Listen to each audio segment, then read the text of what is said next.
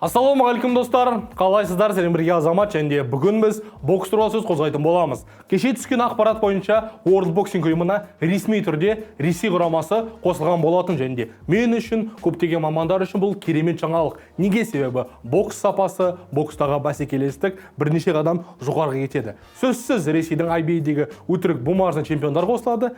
Бұған қарамастан ресейлік боксшылар әлем бойынша үздік деп айтуымызға болады, себебі IBF-дің өткізген әлем чемпионатында олар мықты орындар алған болатын. Жалпы бұл жаңалық жайлы сіздер не ойлайсыздар? Дұрыс па, әлде бұрыс па? Қайтадан керек емес коррупция қосылып кете ме? Өздеріңіздегі комментарийге жазып кетсеңіздер болады. Сол үшін бүгін біз осы тақырыпта менің досым, бауырым Исатай Мадимен әңгімелескен болатынбыз. Жалпы ресейлік боксшылардың қосылғаны дұрыс па? Болашақта IBF-ге не болады? World Boxing-ге не болады? Қандай үлкен турнирлер қосылуы мүмкін деген тақырыпқа да әңгіме айтқан болатынбыз. Себебі менің ойымша командалық гран-приді осы жерде IBF-дің қол астында бастап кетуімізге болады. Себебі естеріңізде болса, әлемдік бокс сериясында Астана Арланс деген біздің мықты командамыз өнер көрсеткен еді, және осы IBF-дің жасап жатқан турнирлерінде осындай жартылай кәсіпқой жекпе-жектерді өткізуімізге болады. Сондықтан міндетті түрде лайк басып, арнамызға тіркелуді ұмытпаңыздар, ал біз бастаймыз. Кеттік.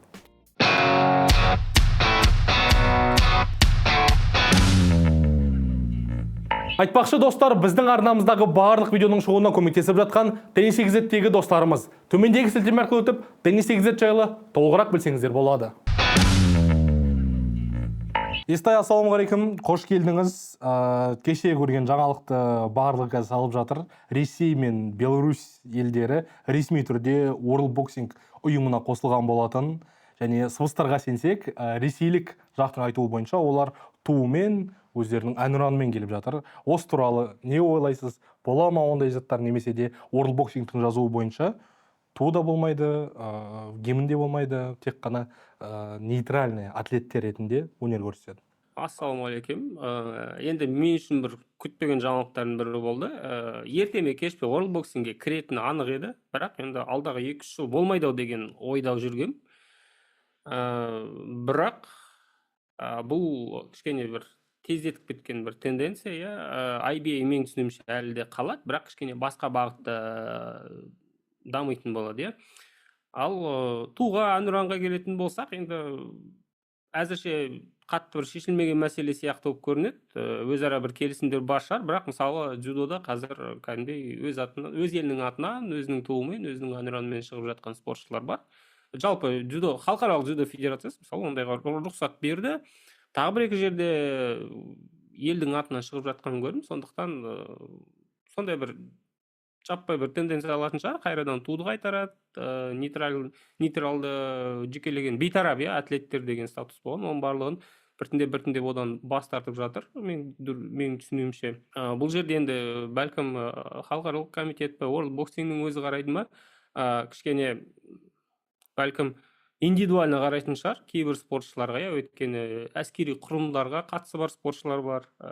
Кейбіреулер ішкі істер министрлігі, кейбіреулері мысалы қорғаныс министрлігінде бір шенге ие болуы мүмкін. Сондай спортшыларға қарауы мүмкін, индивидуально банға жібереді ме, қатыстырмай қояды ма деген сияқты. Ол бар. Енді біз қазір қатты бір саясатқа үңілмей таза спортты алып қарайтын болсақ, бұл Ресейдің кіруі, қазір Беларусьті айтпай қойық, Ресей бұл әуесқой бокстағы алпауыт мемлекет, держава, топ-3, топ-5 әрдайым, соңғы 30 жыл Кеңес одағы ыдырағаннан кейін.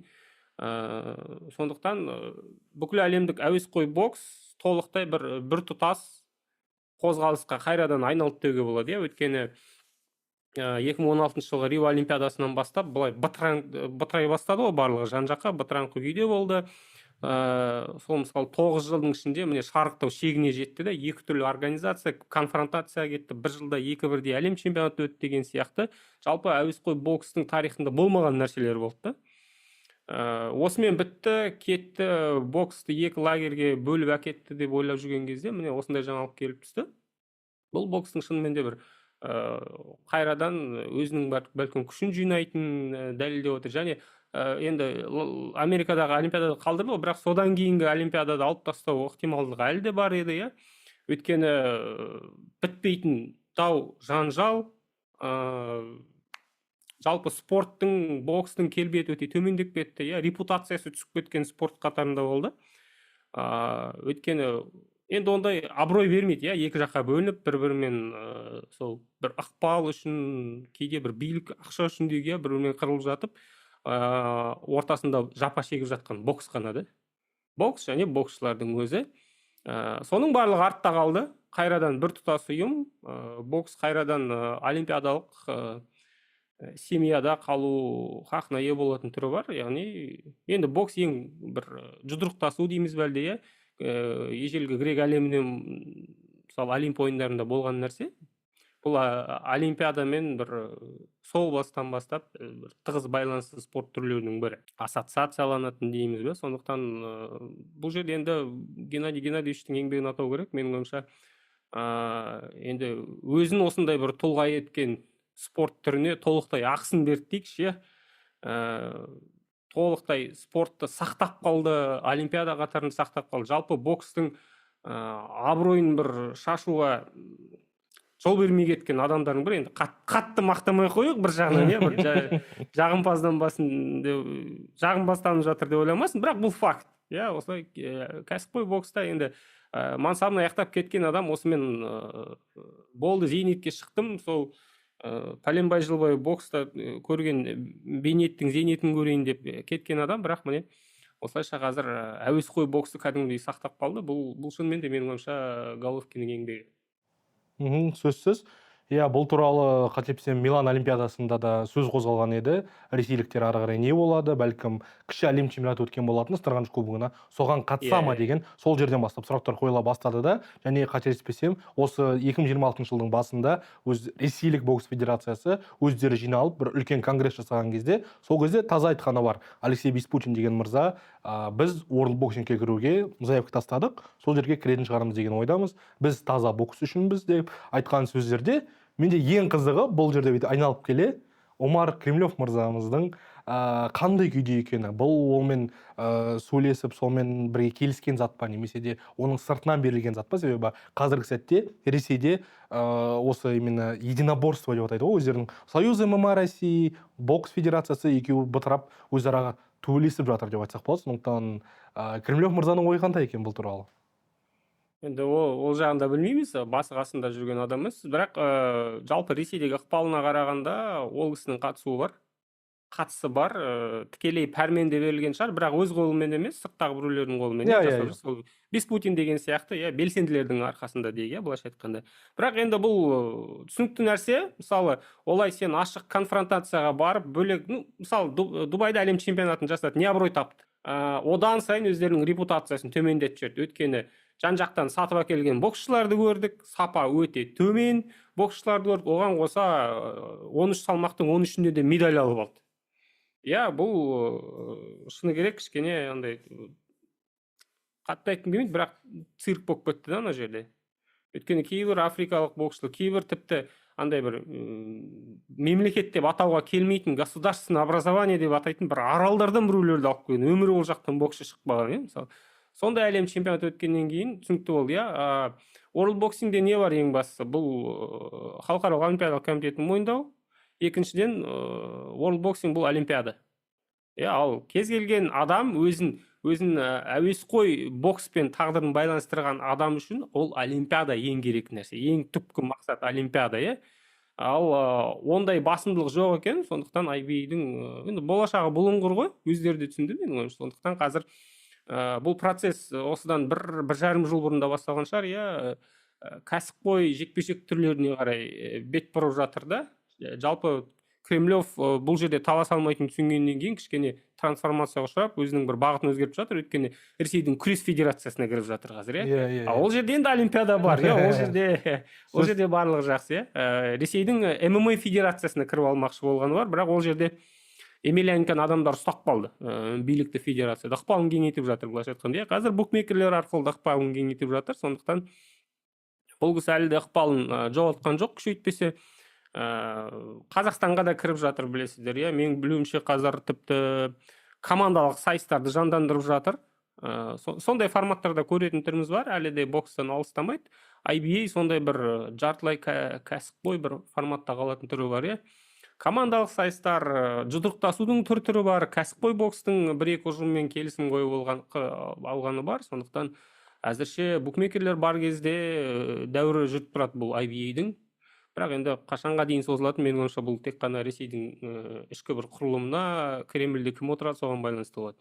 Сөзсіз, және жаңа сіз дұрыс айтып кеттіңіз, IBA профессионал жаққа кетіп баратқаны туралы, және де менің ойымша қазіргі сәтте ең жақсы деген варианттардың бірі, әсіресе боксшылар үшін World Boxing егер әуесқойға жауап беретін болса, IBA жартылай кәсіпқой және кәсіпқой деңгейге көшу үшін, мысалға, сен World Boxingтің 28 жылғы олимпиадасында чемпион болдың, мысалға, ресейлік немесе де біздің осы ТМД елдерінен бір жігіт сол жерде чемпион болса, ол ана жерде егер американдық промоутерлермен немесе де Туркия Аль-Шейхпен қандай да бір қарым-қатынасқа шыға алмаса, осы Кремлев мырзаның арқасында, IBA-дің арқасында өзінің кәсіпқой мансабын бастап, және де қателеспесем біздің көптеген жігіттер IBA-дің чемпиондары түрінде өнер көрсетіп тұр, бірақ ол әзірше көптеген бокс ұйымдары бойынша мойындалмайды, бірақ соның өзінде менің ойымша жақын болашақта ол өзгеруі мүмкін. Және жаңа дұрыс айтып кеттіңіз, IBA-дің командалық әлем чемпионаты жайлы, ол туралы Дубайда өткен әлем чемпионатында Умар Климовтың өзі де айтқан болатын, және де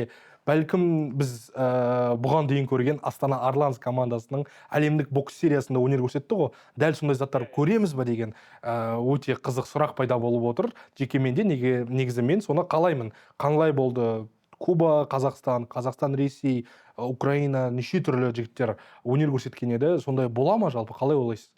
Менің ойымша болады, бұл тек қана уақыт еншісіндегі дүние. Кремлев жасайды ма, басқа біреу жасайды ма? Бұндай сайыстар негізі бір боксты сәл өрісін кеңейту үшін, бәсекелестікті арттыру үшін ең бір қарапайым жолдардың бірі шыны керек. Бұл жерде бірақ тек қана көрінбей, әуесқой боксты коммерциализациялау қиын да. Сол себепті, мысалы, кезінде World Boxing сериясы не үшін тоқтап қалды? Бұл жерде коммерциализация қиындау болды. Өйткені кәсіпқой бокстар сияқты қыруар ақша таба алмайсың, көбінесе ол сол мемлекеттердің не болмаса сол федерацияның қаржыландыру бір қабілетіне барып тіреледі. Ал әзірше енді мысалы IBA-де ондай мүмкіншілік бар. Және бұл да бір не ғой, андай бір жаңа бір жол, жаңа бір тетіктеуге болды. Толықтай әуесқой бокстан кеткен жоқпыз, міне бар деген сияқты. Және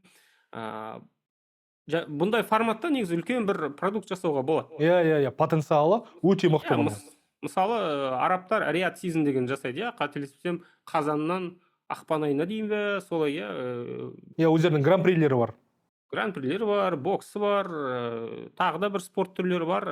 Қазір тіпті Сауд Арабиясында емес, әлемнің басқа елдерінде өтеді, бірақ барлығының атауы бір шара, бұлар Риат Season. Оның барлығы Сауд Арабиясын бір келбетін осындай бір инвестицияға тартымды, бүкіл әлеммен терезесі тең, ашық, сондай бір қауіпсіз, зайырлы мемлекет ретінде бір көрсету деген сияқты. Бұл кәдімгі құрал, онда тұрған ештеңе жоқ. Ресей бұндай инструменттерге қазір мұқтаж. Қазір жағдай мүшкіл, жағдай қиын, бұндай осындай продукттерге мұқтаж, және билікке жақын жүрген адам, ықпалы бар, ақшасы бар адам Кремлев, мысалы, одан сондай продукт жасай алады. Білмеймін оны енді. Moscow Season деп атайын ма, тағы бірдеңе деп атайын, мен ол жағын өздері біледі, бірақ осындай бір құралға айналуы мүмкін. Ол таза спорт жайлы айтатын болсақ, бұл спортшыларға жақсы мүмкіншілік береді, тағы да опция, тағы да бір күн көрудің амалы, ақша табудың амалы, өйткені бір ғана бір зарплатаға қарап отырмайсың ғой.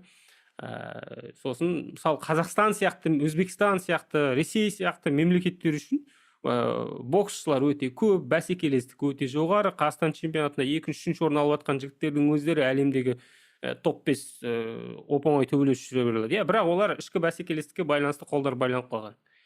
Және кейбіреулер, мысалы, қазір Сабырхан, екі ағайынды бар, Ташкенбай сияқты жігіттерден енді асып түсе алмайсың, қазір мысы басып тұрады. Қайда барасың, не істейсің? Бұл альтернатива, қосымша жол. Сол жаққа шығып, сол жақтан сол өзің жақсы көретін спорт арқылы күн көру деген сияқты. Енді біз Дубайда көрдік қой, қаншама жігіт, Асылқұлов болсын, мысалы, Сабыржан Аққалықов деген жігіттер кәдімгідей өздерінің бір жыртықтарын жамап, материалдық жағдайын жақсартып алды.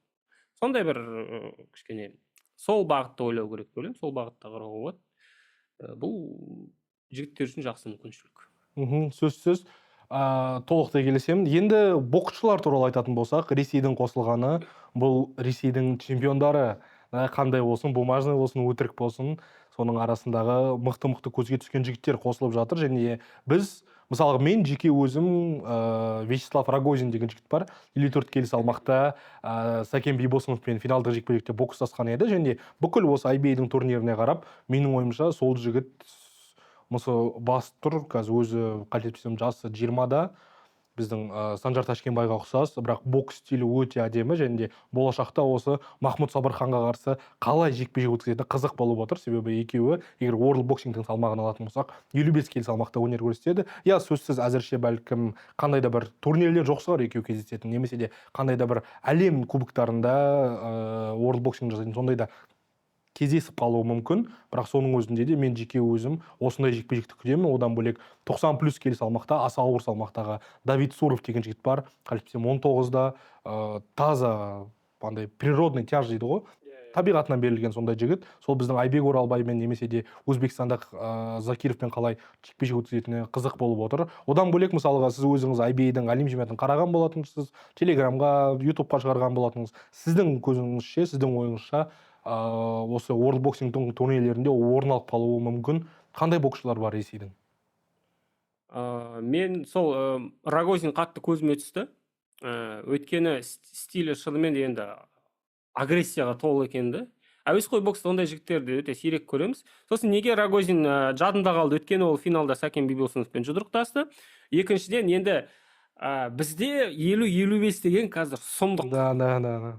Сакен Бибосынов әлем чемпионы 2 мәрте, Махмұд Сабырхан 2 рет әлем чемпионы, Санжар Ташкенбай 2 рет әлем чемпионы. Сосын кімді ұмытпайық, көкшетаулық боксшы Теміртас Жүсіповті ұмытпайық. Сол 50-55-тің аралық. Өткен World Boxingда салмақтар кішкене азырақ. Бұл жерде кейбір жігіттер не төмендейді, не көтеріледі. Жаңағы Суровтың жағдайына қатысты Гаджи Магомедов не істейді ана жерде?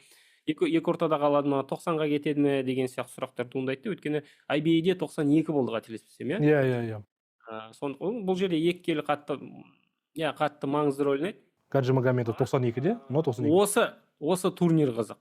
Мысалы, Гран-при бір 4-тікте, Сабырхан Ташкенбай, мына жақтан Рогозин мен тағы бір ресейлік боксшыны қосайық, Худоян деген сияқты, 48-ге IBA-дің аясында. Өткені, енді шыны керек, IBA қазір бір дүркіретіп, ақша салып, қаржы салып, Американы бағындырам, Еуропаны бағындырам деген бір бұлшылдаған нәрсеге ұрынбау керек.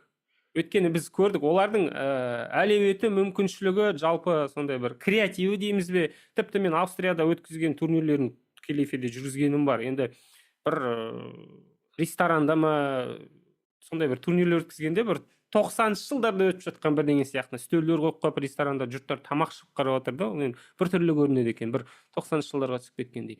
Өкінішке қарай біз көрдік. Сырт жақта Ресейден барынша алыс жерлерде турнир жасау қиын оларға.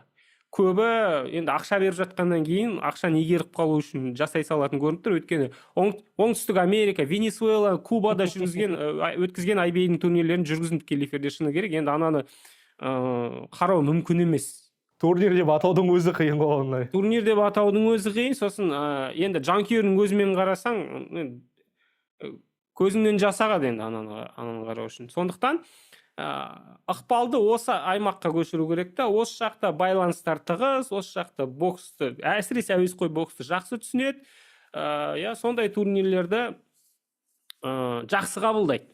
Егер мысалы Гран-при 4-тік IBA чемпионы атағы үшін мысалы 2-2 Ресей Қазақстан көрейік деген сияқты. Не болмаса мына Асылбек Жалиловты әкелейік, Хасанбоймен араластырайық, Кубадан бір алайық, 4 мемлекеттен бір адамнан шығарайық деген сияқты. Қырғызстанда елдер бар, Индия көп қой. Егер ол жерде кішкене матчмейкинг болса, креативпен оны кішкене араластырсаң, ақша бар өткен, ақша бар. Оны жасауға болады, ол қиын емес. Ең басты мәселе ақша ғой бұл жерде. Ақшаға барып тіреледі да, сондықтан мен осы 50-55 келіні көредім. Мысалы, Сабырхан бәлкім ондай төбелеске кіріп кетпейтін шығар, бірақ Ташкенбай кіріп кетуі мүмкін. Өйткені ол алдағы уақытта олимпиадаға баратын түрі жоқ, не істейді ол басқа. Сондықтан кіріп кетуге болады ондай нәрсеге. Менің ойымша қызық болар еді. Өйткені дәл осы аймақта бізде жеткілікті, иә. Сол Хасанбойың бар, не болмаса Асылбек Жалилов бар, қазір жақсы қосып алған кәдімгідей. Ташкенбай кіргіземіз ол жақ, мына жақтан Рогозинді кіргіземіз. Міне 3 адам бар, 4-ші адам мысалы Кубадан болса. Қазір кім бар? Не болмаса тағы да рейтинг бойынша қарауға болады. Индиялық жігіттер бар қазір. Үндістаннан Таиландтық жігіт бар, көп жалпы. Қосуға болады. Сосын маған так, бұлай алып қарайтын болсақ, Кім бар? 86 келі салмақтағы Шарапутдин Атаев бар. Шарабуддин, енді бізде 86-та қазір бір қатты бәсекелестік жоқ шығар, иә, ондай.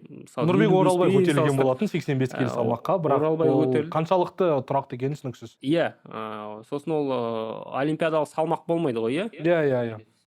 86-85 келі, ол жақта олимпиадалық салмақ болып есептелмейді. Ауыр салмақ қызық болып тұр, иә. Суровтың әлеуетін көрдік, өткені ол профиде де содан кейін дебют өткізіп үлгерді ғой. Шынымен енді талант бар, бойында талант бар. Сосын 75 келіде Жанболат Бижанов, иә? Жоқ, бұл 80 келі. Асылқұловпен төбелескен боксшының есіме шықты. Муцольгов. Жоқ. Шешендігі жігіт 75 келі салмақтағы. Иә, Муцольгов емес пе? Иә. Вот, мен түсінуімше алдағы уақытта рематч өткізуге болады. Жалпы бізде де мысалы Аблайхан бар, сол салмақ жаққа қарай жылжуы мүмкін. Не болмаса мүмкін Төрехан да кететін шығар, өйткені түсінуімше қазір біраз салмақ қосып алған, уақыт өте келе салмақ түсіру қиындап бара жатыр. Ол әрине бокстасу мәнеріне әсер етеді. Сондықтан қазірдің өзінде егер олимпиаданы көксейтін болса, онда сол 75 ойлауға тура келетін де шығар деп отырмын. Сондай жекпе-жектер қызық, өйткені енді қалай дегенмен таратты ма, таратқан жоқ па мәселе бір бөлек. Әйтеуір әлем чемпион деген атағы бар. Мына жақта да әлем чемпион деген атағы бар. Сондықтан енді осындай жағдай болған екен, бір жылда 23 әлем чемпионы шықты, иә, былайша айтқанда, иә, кейбіреулер 2 чемпионатты ұтып алды. Иә, қазір солардың барлығын бір-бірімен түйістіріп, осы маңайда біраз нәрсе істеуге болады. Өйткені World Boxing болсын, IBA болсын, ол жақтағы бүкіл әлем чемпионаттарын сол 3 мемлекет алған. Қазақстан, Ресей, Өзбекстан. Сөзсіз, маған да жалпы осы идея өте қатты ұнап отыр. Егер бұны әдемілеп жинап, IBA-дің ақшасымен, креативпен барлығын қосып бір жасасақ, себебі 2026 жылы қателеспесем, жалпы турнирлерді ашып барсақ, бокстан өтетін әлем кубогы бар, Азия чемпионаты және Азия ойындары. Ол бізге қызықты, ал ресейліктер үшін қандай да бір турнирлер мүлде жоқ атымен. Сондықтан бәлкім осы 26 жылдың соңына таман, желтоқсан айларында әдемілеп бір үлкен шоу ретінде жасап, бір нейтральный территорияда қайтадан Дубайда алсақ болады. Сол жерде менің ойымша бұл өте қызық ой. Тіпті әр салмақта гран-приді ортып болады. 50-55 деп ше, немесе IBA-дің өз салмақтары 48, 51, 54 деп, себебі әр салмақта осы 3 мемлекеттің ішінен, ладно, 4-ші тағы біреуді ала салайық, қосалқы ретінде, соның өзінде де менің ойымша бір шама боксшылар шығып, ол жерде өте мықты бокс кешін көруімізге болады. Иә, оны көрдім. Сосын мысалы 5 раундтық форматқа өткізіп, өйткені кәсіпқой бокста тақсандар жоқ, жұпсандар раундтар. Иә, 4, 6, 8, 10, 12 деген сияқты. Бұл жерде мысалы 5 раундтық формат қоясың, және бұны жартылай кәсіпқой дейсің де, андай бокс-рекке кірмейтіндей қыласың да, өйткені кәсіпқой бокстағы рекордын кішкене ортаға салғысы келмейтін, тәуекел еткісі келмейтін жігіттер үшін шешім қабылдау оңай болады, оларды көндіру оңай болады, өйткені рекордың әсер етпейтін жекпе-жекте. Сондықтан IBA үшін бұл жерде енді шынымен де өте үлкен бір мүмкіншіліктер ашылып отыр. Бұл бағытта кеткен дұрыс та шығар, олимпиадаға жабыспай өткені мүмкіншіліктері, әлеуеттері жетпеді оған, мойындау керек, бірақ әлеуеттері мынадай нәрсеге жетеді. Және ол жерде енді тек қана өздерінің бір көзқарастарына, саясаттарына байланысты, жаңа айтқан матчмейкинг пен креативке барып тіреледі барлығы. Ал жігіттерді көндіре алатындай ақшаға жеткілікті оларды. Түсінікті, рахмет. Алдымызда осы наурыз айының соңында World Boxing'дің Азия чемпионаты басталғалы тұр. Монғолия елінде өтеді, және World Boxing'дің алғашқы Азия чемпионаты ерлер арасындағы, бұған дейін жастар арасында өткізген еді, және сол жерде маған жеке өзіме ең қызық сұрақтардың бірі, бұл Украина құрамасы қатысады ма, ол бір. Екіншіден, Қазақстан мен Өзбекстан құрамалары қандай боксшылар шығарады? Сіздің ойыңызша бұл жерде біз қайтадан Қазақстан мен Өзбекстан бүкіл жүлделерді бөліп алуы мүмкін бе? Немесе де Үндістан, Таиланд секілді елдер мықты жекпе-жектер бере ме? Тіпті Монғолия әсіресе өздерінің үйінде өтіп жатқан кезде бұған дейін өздерінің жерінде өткен турнирде монғолиялық жігіттер біраз алтын жүлделерді алып кеткен болатын. Бұл жерде көрдің бе, тізімді көрмей болжау қиын. Бірақ мысалы ең басты командалар сол Қазақстан мен Өзбекстан болып тұр ғой. Әсіресе Азия чемпионаты болғаннан кейін 100% екі құрамадан менің ойымша сол үздіктерді шығарады. Өйткені бұл Азия ойындарындағы қарсаңдағы жақсы бір тексерісті. Өйткені алдағы уақытта сосын тағы халықаралық турнирлер бар, бір-екі жерге шығып алатындай дегенде, бірақ сол Азия ойындарының алдында кішкене әрқайсының бір әлеуетін бағалап алу, көріп алу. Өйткені Азия ойындарына қатысатын дәл сол елдер, дәл сол құрамалар. Бұл Азия чемпионаты Азия ойындарының қарсаңдағы жақсы сондай бір спарринг тексеріс ретінде қарастыруға болады.